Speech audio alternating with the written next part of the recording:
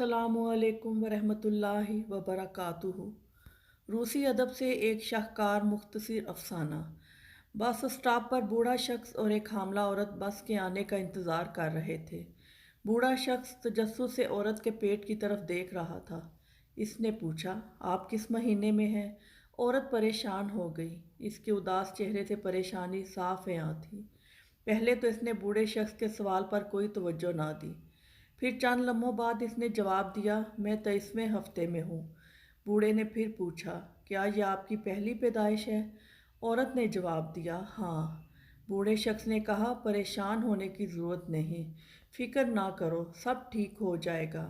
औरत ने परेशानी के आलम में पेट पर हाथ रखा और अपने आंसू रोक कर इसकी तरफ देखा। बूढ़े ने कहा, ऐसा होता है कि इंसान की परेशानी का एहसास बाज़ औक़ात ऐसी चीज़ों पर बढ़ जाता है जिनके लिए इतना सोचने की ज़रूरत नहीं होती। हामला औरत ने उदासी से जवाब दिया, शायद। बूढ़ा मज़ीद मुतजस्सिस लग रहा था। लगता है आप मुश्किल दौर से गुज़र रही हैं। तुम्हारा शौहर तुम्हारे साथ क्यों नहीं है? इसने जवाब दिया, इसने मुझे 4 महीने पहले छोड़ दिया। बूढ़े शख्स ने पूछा, तुम्हारे घर वाले और कोई दूसरे अजीज़ क्या आपके साथ नहीं हैं?